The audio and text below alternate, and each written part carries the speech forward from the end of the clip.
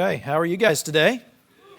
Good to see everybody. My name's Carter. If we haven't met yet, I'm one of the pastors here, and I'm excited for today because we're going to start this new series called Whatever It Takes, and I want to introduce that to you. But before we do, I want to remind you guys that just in hopefully about a month or so, we'll see, we're going to be moving to a new location. Can we praise God for that here? I mean, that's exciting for us as a church. And man, I just wanted to remind you guys that during this season, as we kind of move in that direction, I want you to just stay flexible and keep praying that God will allow us to get in there in a timely fashion because, as you know, in construction, things aren't always going to go as planned. And so, our hopeful time of moving in would be the first or second week of September. We're already hearing from our GC that it might be like the third or fourth week or maybe the first week of October. So let's just keep praying and ask God to move some things maybe supernaturally for us. Why not? So that we can get over there and minister more effectively, I think. But let's just stay flexible. That's my pitch to you, and keep praying for that. But also, you'll notice that in your seats, you should see this booklet that you have today. And so I want to just kind of introduce this to you because we're entering a season of calling it Whatever It Takes together. And we're going to start this initiative with one another today. We're starting this initiative. And it really is twofold. Okay, there's a discipleship portion and there's a giving portion. And the discipleship portion is very important for us. And I don't want to skip over that. Excuse me. Because as believers, we need to ask God to do whatever it takes to mature us in our faith. And giving is a major part of that in the life of a Christian. And so over the next 4 weeks, we're going to talk about how giving and generosity, not just our finances, but our time, our talent, and our treasure, giving generously of our lives is really going to push us to mature and grow in our faith together. That's one tool God uses. We often think that giving is a result of maturity, and it is. It's a fruit of discipleship in our lives.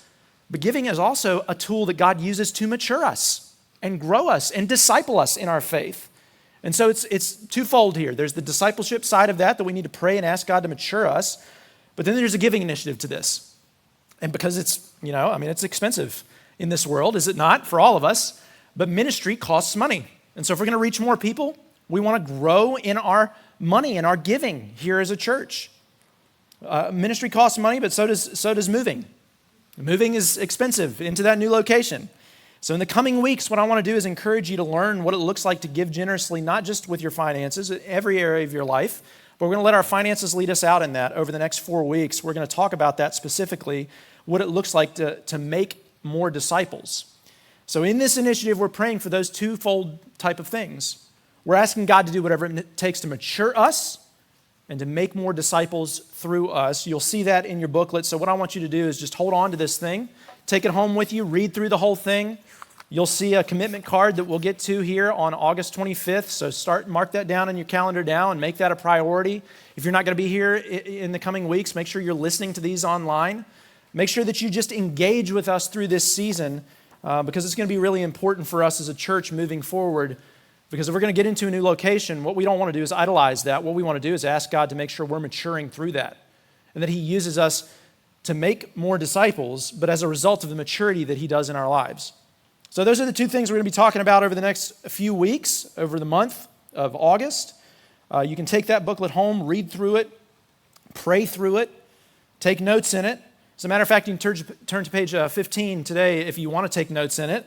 Because that's where you'll see that we're going to be in Luke 19, verses 1 through 10. If you want to turn there in your Bible or find it on your Bible app, we're going to talk about whatever it takes to see Jesus today. Whatever it takes to see Jesus. That's where we have to start the initiative that we're entering into, the season of life for our church. We need to begin with this thought and this concept. We got to be willing to do whatever it takes to see Jesus first before we do anything else. Now, I want to ask you guys, have you ever gotten to meet somebody in person that you really admire or look up to? Maybe somebody famous? Has anybody gotten to meet anybody super famous that you'd like to share with us? Anybody? Anybody? You can just shout it out. John Cena! Yeah, dun, dun, dun, dun. That's great. That's a good one. You admire him. I can imagine why. Anybody else? Come on, it's quiet in here. What's going on? Rich did this for you last week. I thought I'd try it. Come on. Max Lucado, yeah, okay, yeah, look up to him. He's America's pastor, right? Most of us have heard of his stories and things like that. Anybody else? Who was it? Phil Collins. He beat you with Richard Simmons. I heard my wife, she said Richard Simmons. Phil Collins is better. I have 2 ears and a heart, don't I? Phil Collins. All right, anybody else? No? Dr. J. That's pretty cool. All right. So we got some folks that you've met, you've looked up to, you've admired. None of my people are exciting. They're all Christians in the Christian world, so nobody knows who they are. Maybe some of you guys might know. Anybody know Matt Chandler? Anybody know that name? Okay, we got some real Christians out here. That's good. Okay. I've looked up to him for years, and so we went down to a conference years ago when I was at the Pregnancy Center in Dallas, and we thought we'd stay one extra day to go and see him preach and maybe even meet him after the service. And so we did. We stayed the next day, went down to the village church, worshiped with him. It was a great day. Village, as you can imagine, it was really great worship. Matt preached a sermon. It was out of his Beautiful Design series, if you remember that from several years ago. And so it was great day. And after the service, we thought, hey, let's go try to meet him. We were looking around to see if he was there so we could just say how impactful he'd been on our lives and thank him for his ministry, his faithful ministry. And we couldn't find him. And so we asked one of the other leaders that we found. They introduced themselves, and we said, hey, we'd really love to we've traveled, we're from North Carolina at the time, is where I was from, and I'd love to just say hey to Matt and thank him and, tell him that we're from North Carolina, from the Summit Church is where I was going. So he knows JD personally and knows the Summit Church really well. I thought I'd just, speak to him. And the guy was like, hey, I'll go check. And so he goes and checks, and we stand around and wait, and people filter out of the worship center, and we wait. And we wait, and we wait. Finally, we kind of filter out too because there's nobody else in there. We find the guy in the hallway, and he's talking to some people, and we're like, hey, did you go check and see if Matt was going to be around anywhere? And he's like, oh, I'm sorry. Yeah, I forgot to come and tell you. He's just not going to come out of his personal study right now. He's going to be in the back, and he doesn't really want to visit with anybody. I was like, well, okay, well, that sucks. Come all this way, and they say never meet your heroes, right? I didn't get a chance to even meet him. He wouldn't come out. Now, either the guy didn't go ask him, or Matt didn't want to come out. Either way, I'm not bitter about it. As you can tell, I'm not bitter. I did get to meet somebody better at the Village Church a few years later. I got to meet Jen Wilkin. I got a picture with her. If you want to see it, I'll show it to you after the service. She's way better than meeting Matt anyway, all right? I'm not bitter about it at all. I've forgiven him multiple times now in my heart. So we're going to see in this story today another person, Zacchaeus, meets someone that he really admires and looks up to and wants to see, somebody famous at the time. Zacchaeus wants to meet this guy that everybody's talking about named Jesus. And Jesus is passing through his town of Jericho, and he wants to do whatever it takes to see Jesus. So that's going to be our main point today. If you're taking notes and you want to write this down, do whatever it takes to see Jesus. That's the main point. Very simple, very straightforward. Do whatever it takes to see Jesus. And if you're like me, you might ask, well, what does it take to see Jesus? Well, we're going to see that through Zacchaeus' story today. Because Zacchaeus himself is a wee little man, and a wee little man was he. He climbed up in a sycamore tree to see what he could see. Okay, I've got some people that know the rhyme. It's an old children's rhyme. Some of you guys who grew up in church know that. If you didn't grow up in church, you're going, wow, that's weird. What is that? Yes, it's something we all learned as kids. If you grew up, at least in Baptist context, that's what it was for me. We learned that about Zacchaeus as a child, that he climbed up a tree because he was short and he wanted to see Jesus. But of course, it goes a little deeper than that in the story, as we'll find out today. Zacchaeus was a tax collector, which meant that he was chasing after a lifestyle that was lavish and opulent and influential. He wanted the power and the influence, maybe even just the security of the money or whatever it was in that lifestyle as a tax collector. And it's clear that his profession was what he was chasing after. That lifestyle, the profession, whatever it was, the influence, the money, he was chasing after those things in his life by becoming a tax collector. I think we all know how that feels as Americans, to chase after things like that, like money, material possessions, a certain kind of lifestyle or standard of living. We can think that if we just have a new phone, or if we just have a new car, if we just have a bigger house or a better job, whatever that shiny thing is for us, that we'll be satisfied. And we just never are. That's the problem. In this kind of mentality, we're chasing after the next thing, and it never gives us what we want. Zacchaeus was chasing after something, and he wasn't satisfied by it either, clearly, because if he wanted that thing whatever it was that tax collector status could give him. And the one thing that he needed was beyond his grasp. And he realized that at some point because he goes to Jesus, the one thing that he couldn't live without. And he just didn't realize it yet until he saw him and until he met him. He hadn't realized it, but Jesus was the one thing that he should be chasing after in his life. We'll see how meeting Jesus radically changed him. So we're going to actually see three things today. That Zacchaeus did whatever it took to see Jesus, that he got over the crowd to see Jesus, and that he was changed by the grace of Jesus. So let's get into the text here. We'll see how that plays out for us today. Luke 19, starting at verse 1, it says this. He, being Jesus, entered Jericho and was passing through. There was a man named Zacchaeus who was a chief tax collector, and he was rich. It makes me think of that from the Justice League, the new Justice League movie, where everybody's going around and somebody asks Batman what his superpower is, and he says, I'm rich, It's just very blunt here. It's like, he's rich. And he was trying to see who Jesus was, but he was not able to because of the crowd, since he was a short man. Now, just up to this, for context's sake, Luke, the physician who traveled with Paul, was the one that was writing this gospel account that we have here. And he was talking about that last season in Jesus' ministry where he's on his way to Jerusalem and he's about to go to the cross. So he's at the very end here. He's passing through Jericho to get to Jerusalem. And here's this guy in Jericho, Zacchaeus, who's vertically challenged, as they say here in this text, basically. He's a wee little man, but he was rich. So, on the outside, he had everything that he could ever want as a tax collector. And we've gone over this before, what a tax collector looked like in these days, because we've talked about Matthew's gospel some. But just to rehash a little bit of it, what it means is that he was taking advantage of his own people. A tax collector at this time was working for the Roman government, which was the oppressive, occupying regime to the Jews. And they would hire Jewish guys to do the job because they wanted to know where the money was. And they wanted to be able to navigate the culture. So the Jewish men who would work for them would navigate the culture, they'd get all the taxes, and really, the way that it worked out is the understanding between tax collectors and Romans were that they could take, as long as they got the taxes, as long as the government got the taxes they wanted, then the tax collector could take whatever else he wanted on top. Didn't matter how much he charged. He got very rich off of his own countrymen. And so the Jewish people hated them because essentially they were just traitors in some sense of the word. It's something similar happened in World War II, as a matter of fact. If you remember your history, France, during Nazis' occupation, had a puppet government that was set up called the Vichy regime. And it was led by a guy named Marshal Pétain. And Marshal Pétain was a traitor, basically, because he took advantage of his own countrymen. They would spy on the Frenchmen that were around them. They would make sure that the Jews or Jewish sympathizers were taken. So they would do all of these things. The resistance hated Pétain's government. They saw them as traitors because they were working for the occupying Nazis.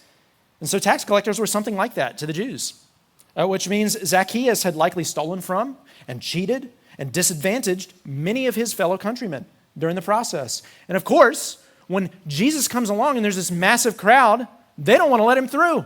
It's not because he's too short, it's because they don't like him.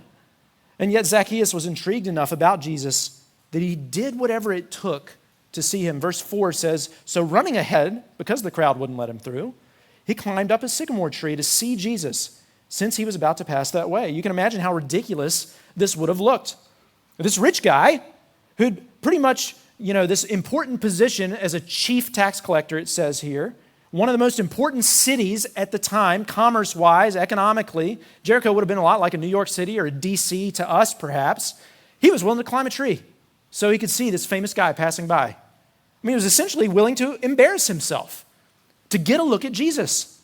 It would have been like Elon Musk or Jeff Bezos trying to climb a tree as a parade comes by and, some other famous person's there and they want to catch a glimpse of him.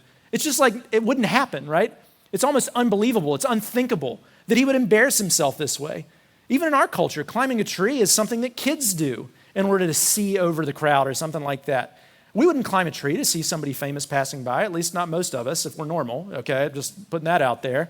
It's mostly for kids, right? Kids would do this. This is something a child would do, and Zacchaeus was willing to become like a child and become undignified in some sense to see Jesus. He really wanted to learn about this guy and see if he really was who he said he was and what he'd heard so much about, even at the expense of what others might think of him. Verse 5, when Jesus came to that place, he looked up and said to him, Zacchaeus, hurry and come down, because today it's necessary for me to stay at your house. And just so we don't miss the impact of this, Jesus is saying to this universally hated guy, I want to come home with you.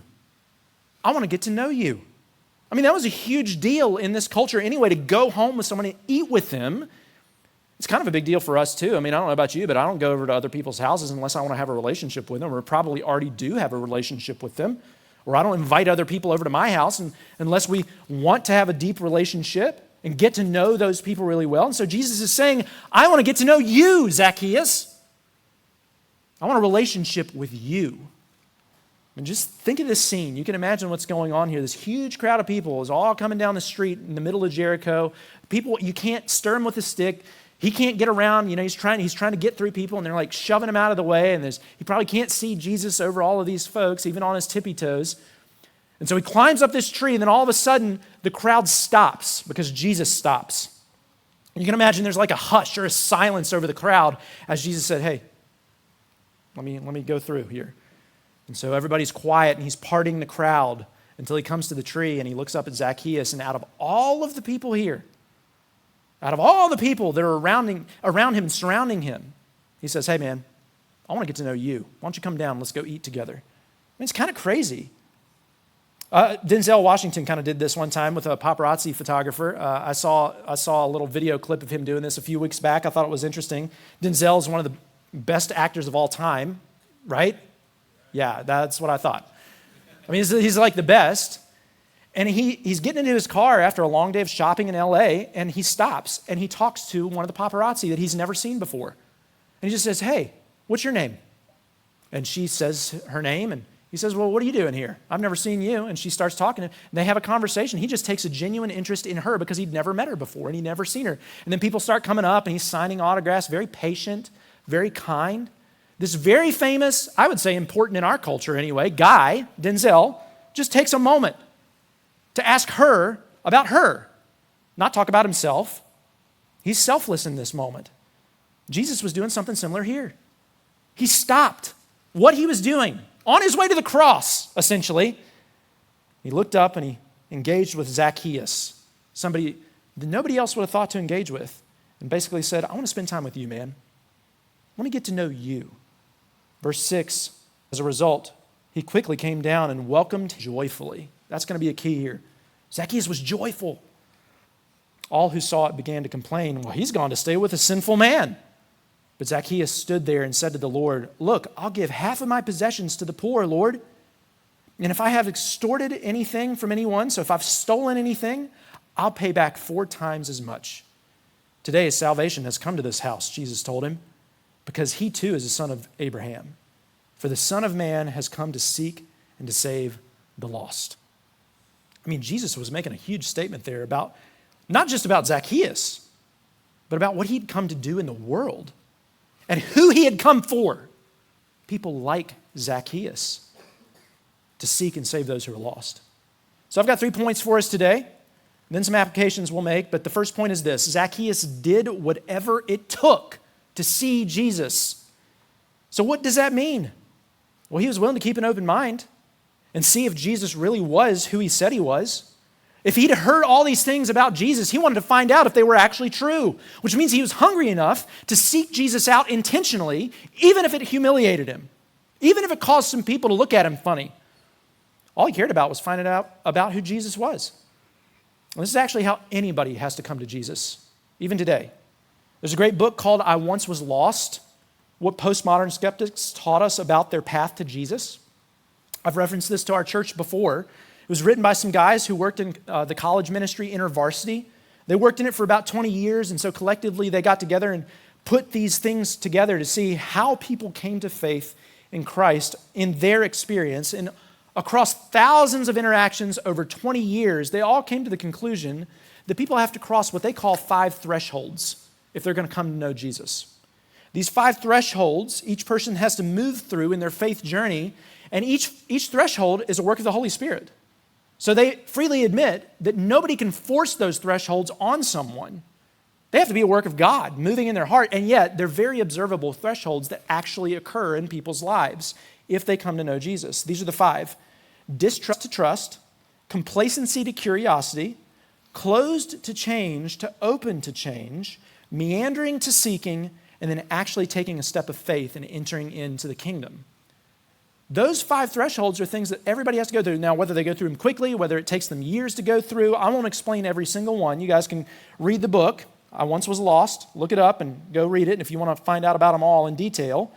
But it seems like Zacchaeus was at the seeking stage by the time we see him in this story. He was right at the very end in some sense because he was curious enough to take action. He was curious enough to not be lazy and take steps to figure out who Jesus was.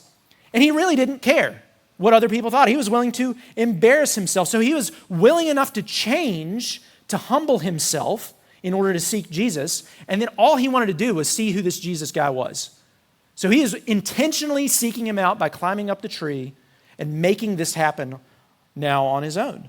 Now, at some point, maybe he went from distrust to trust. That's distrusting Christians to trusting Christians. So maybe there was somebody in his life who was a Jesus follower that he was able to trust and hear some things about. But all of these things take place in somebody who's coming to Christ, and we can see it play out in Zacchaeus' story here. Why was he seeking Jesus at this time? Well, we don't really know for sure, but like I said, the overall implication is that his wealth wasn't enough to make him happy.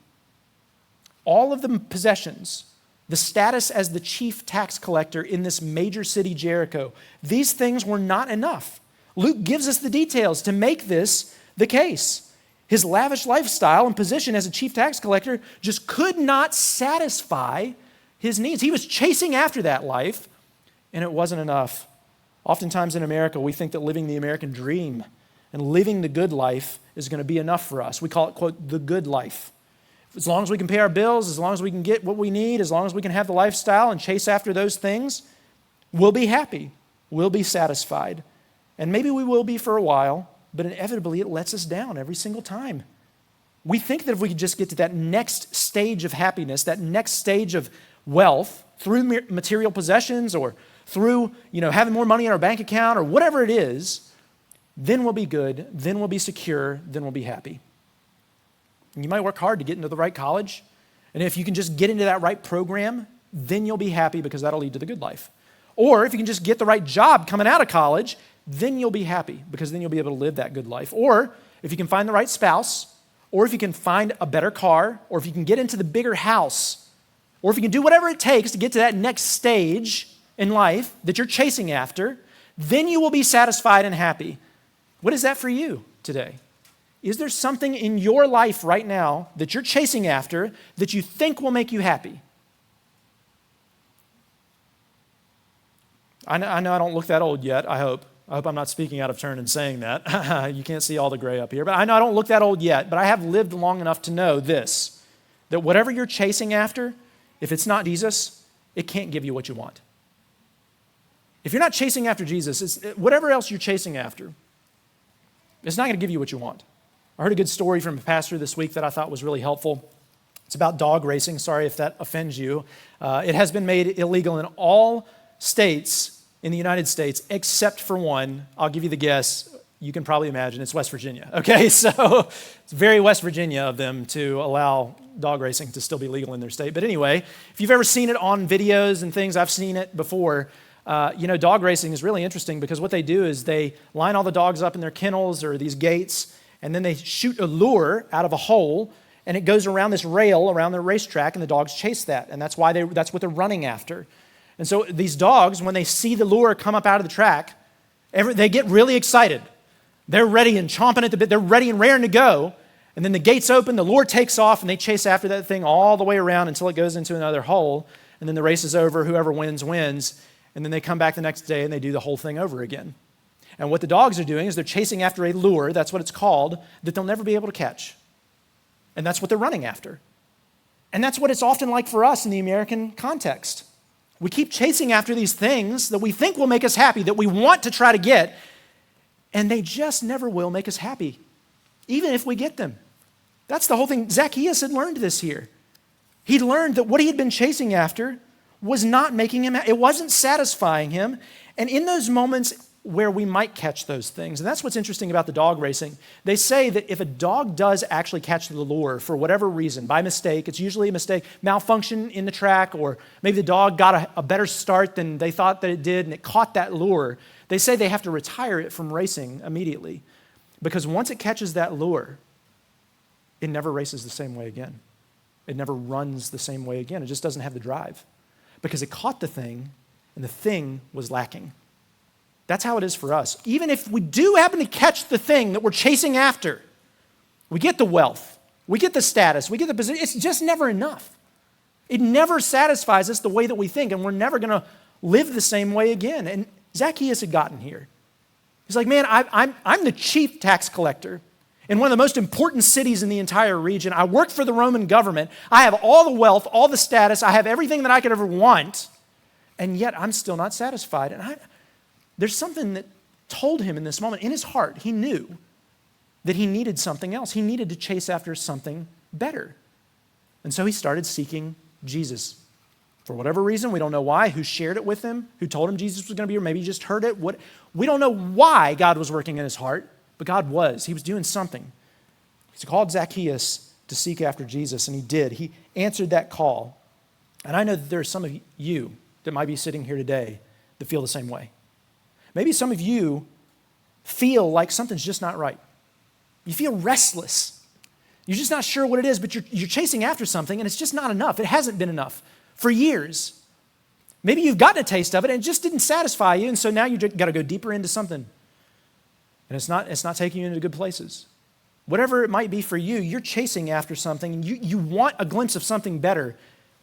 Maybe that's why you came here today, because you wanted to see if there was something better. Well, listen. If that's you, I want you to know there is. Jesus is better.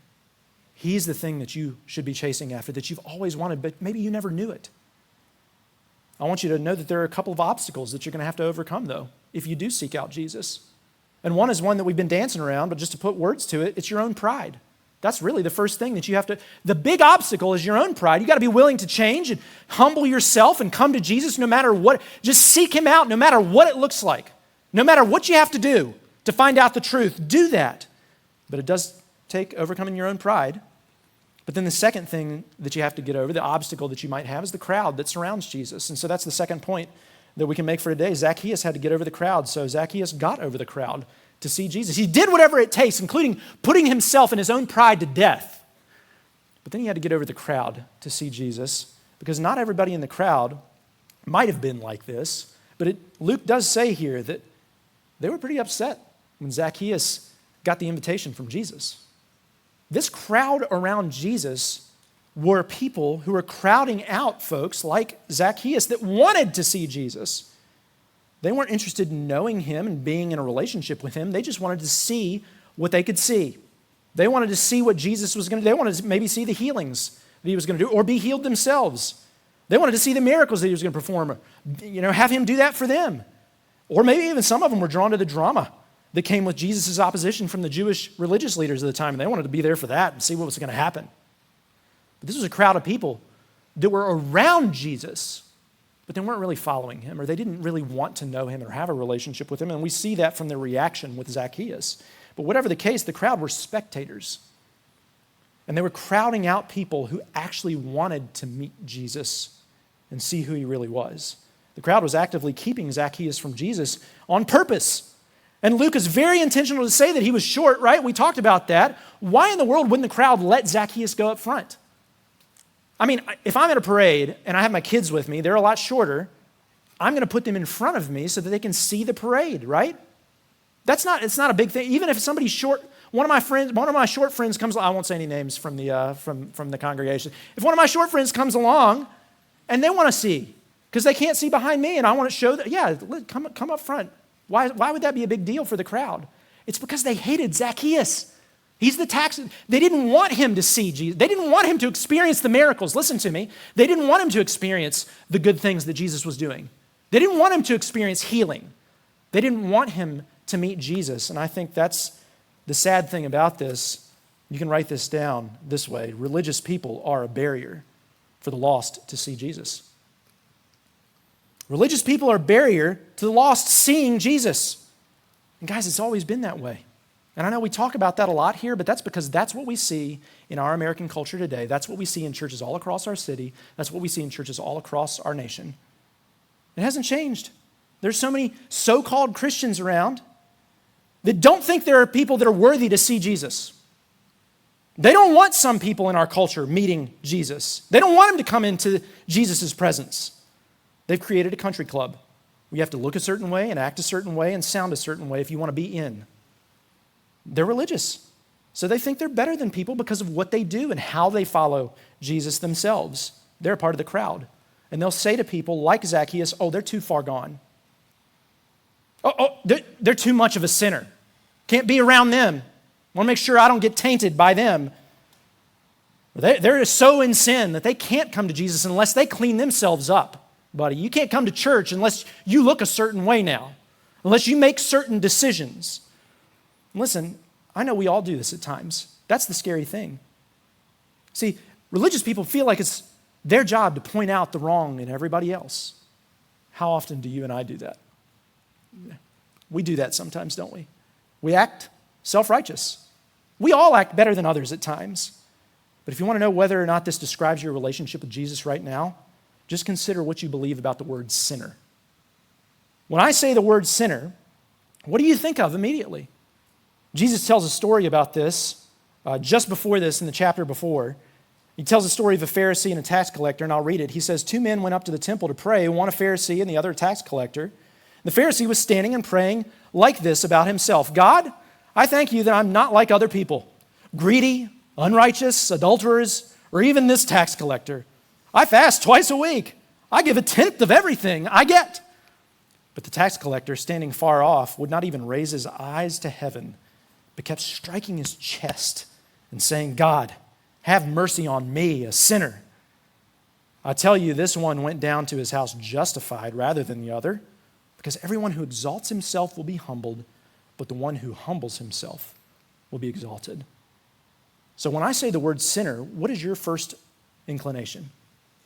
Is it to apply that to other people, or is it to apply it to yourself? Because if your first inclination is to say those other people out there, then you're just a part of the crowd today, friend, and I want you to see that before you leave here. You're turning the blame away from yourself and onto others so that you can look better than them. You're saying of other people in the church or other people in the culture even, well, they're too far gone, but I'm in with Jesus. And you might be like many of the religious Christians that we see in America, railing against the culture on social media every single day. I know we all follow those folks, don't we? Even when I scroll on YouTube every once in a while and I see those videos, all I see is angry Christians. That's very interesting to me because we don't see an angry Jesus here. And the only way that we get to that place where we're not angry about other people's sin is if we first say, I'm a sinner.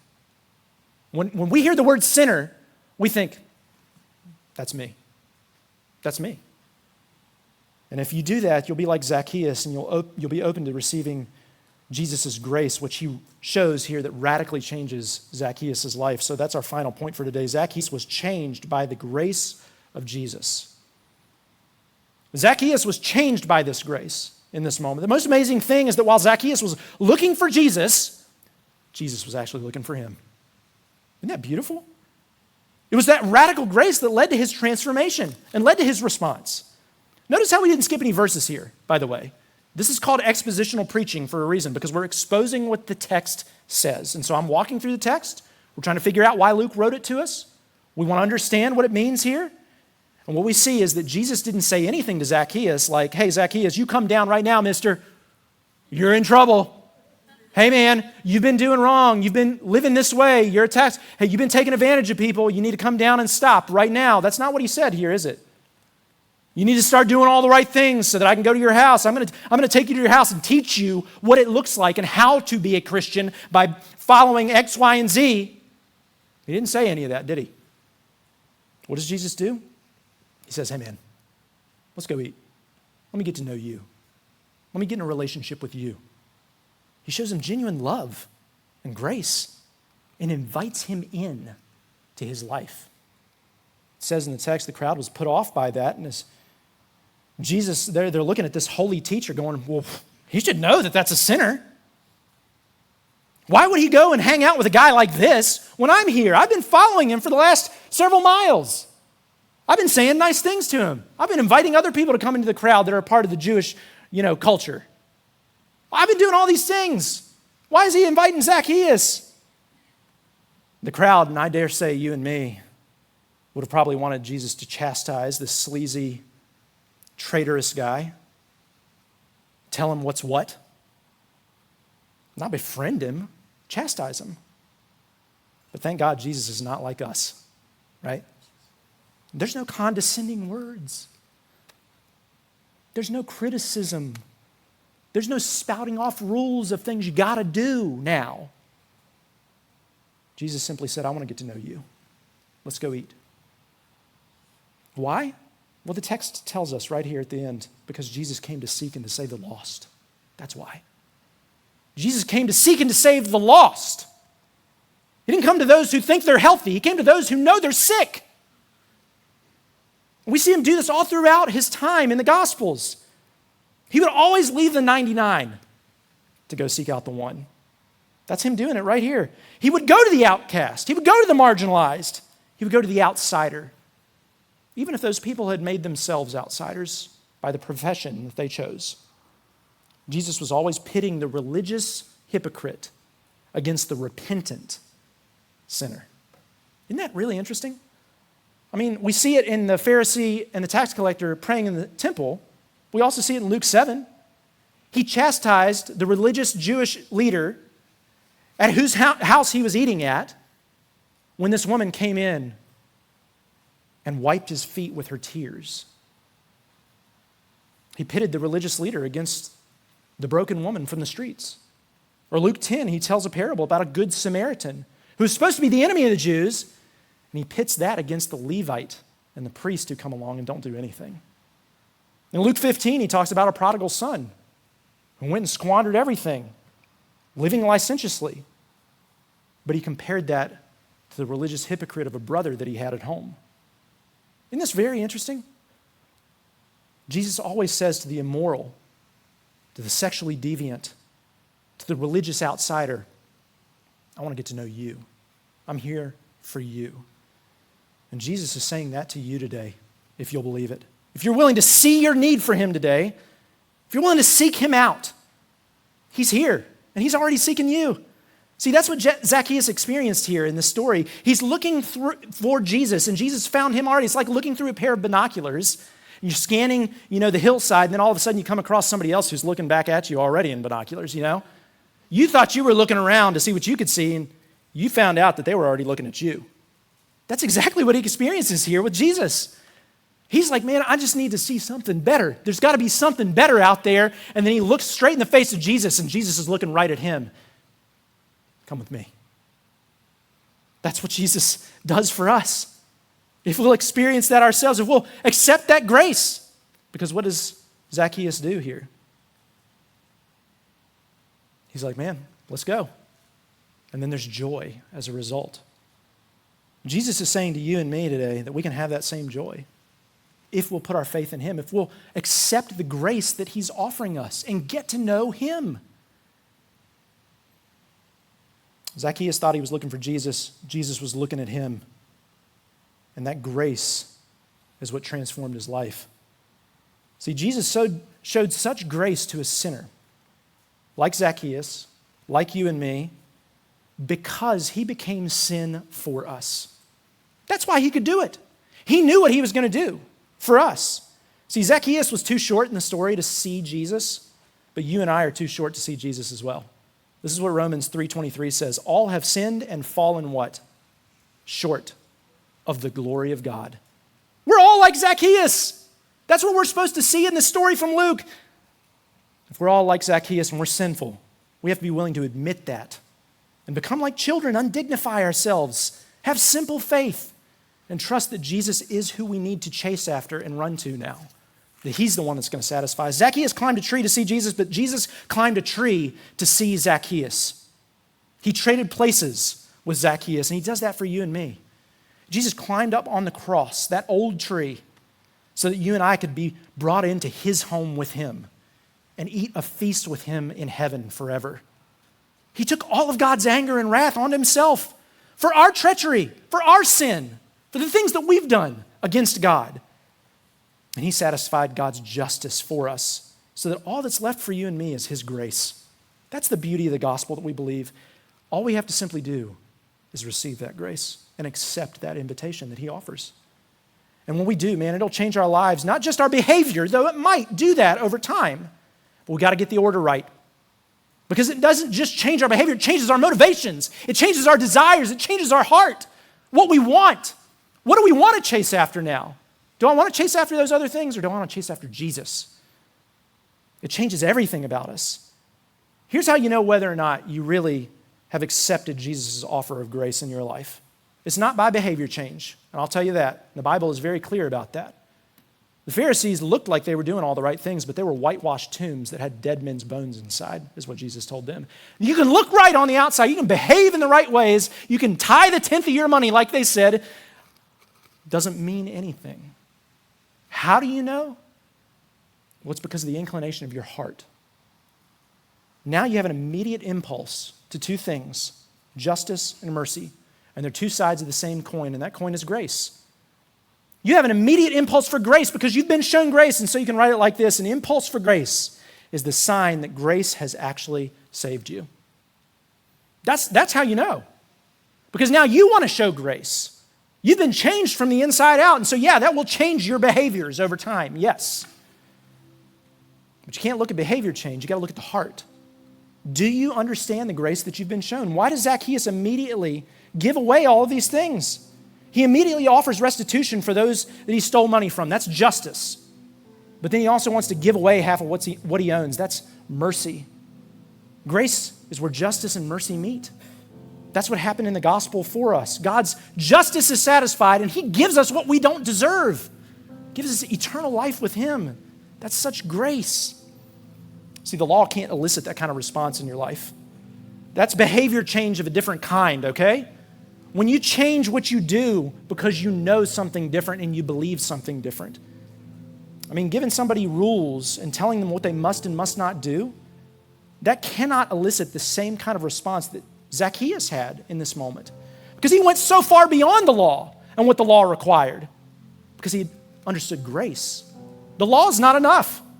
His response went way beyond what Exodus 22 tells people who've stolen to give back. Exodus 22 says, give back double if you've stolen from somebody. If you've stolen and you've been caught, then you have to give back double what you stole. Zacchaeus gives back double. He gives back 4 times as much. Why? Because grace is so much greater than following the rules. Knowing Jesus changed his life. I got these from J.D. Greer.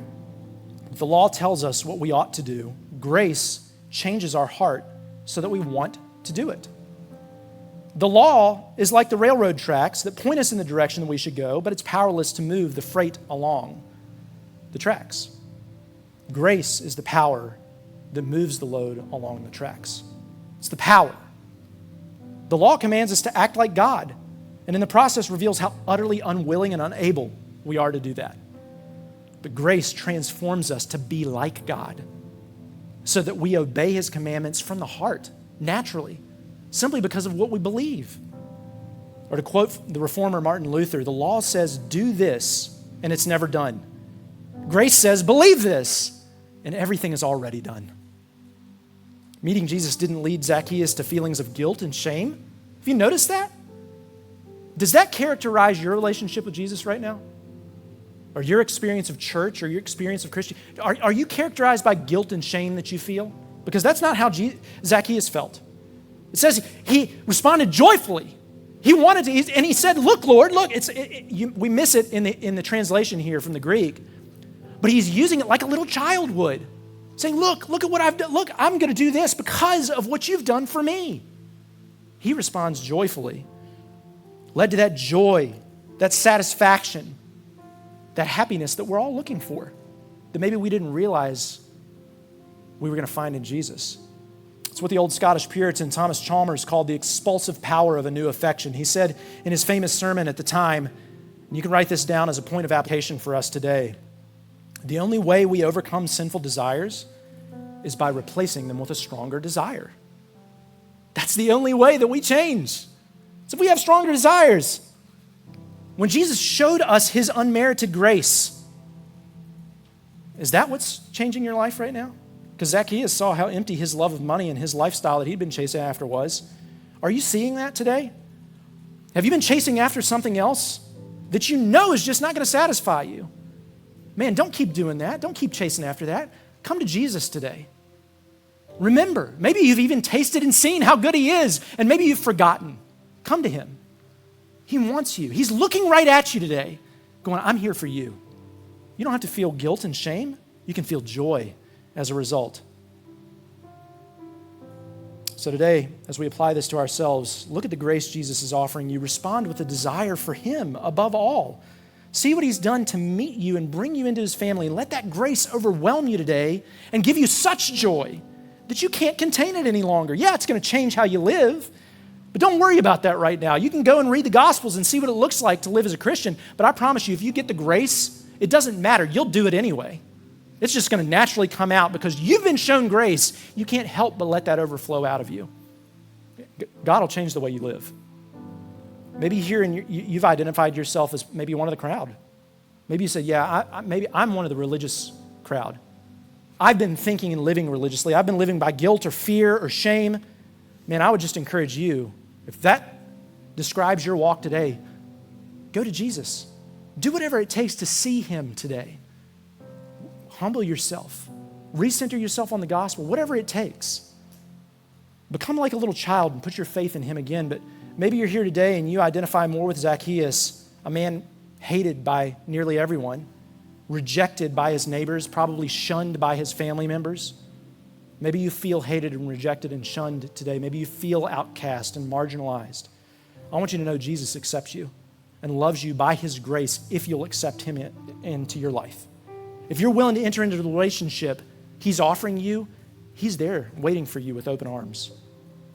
So I hope that you will accept his offer of grace and be filled with joy today. Let me pray. God, help us over the next few minutes to really understand what it looks like to live by grace, to do whatever it takes to see Jesus and what he's done for us on the cross. And I pray for those people here today who are struggling through guilt and shame for whatever reason. Maybe it is religious hypocrisy, or maybe it's some sin that they're struggling with in their life that they know they ought not be doing. Whatever it is, God, I pray that they will lay that at your feet today and come to you in a new way, knowing what you've done in grace, that you don't condemn us. You don't give us rules to follow. You simply say you want to get to know us. And you're extending your offer of grace to us today. God, I pray that the people here in this room that are feeling that will do that today, right now, that they'll put their hope in you, maybe for the first time, or maybe for the 1,000th time. But God, I pray that we will all leave here today worshiping you for what you've done in the gospel. And I pray that over the next few minutes, you'll help us to respond in a real way that produces life change in our hearts. So in Jesus' name we pray, amen. Thanks so much for listening with us today. We hope that it was an encouragement to you. But we don't see this as a replacement for gathering with other believers in a local church context. And so if you don't have a local church, we would encourage you to plug in with one wherever you are. And if you're in Roanoke, Virginia, we'd love to invite you to plug in with us here at Redemption Church. And you're welcome anytime to gather with us. But you can check us out online at our website, redemptionroanoke.com. You can look for other content or resources there. But thanks again for listening.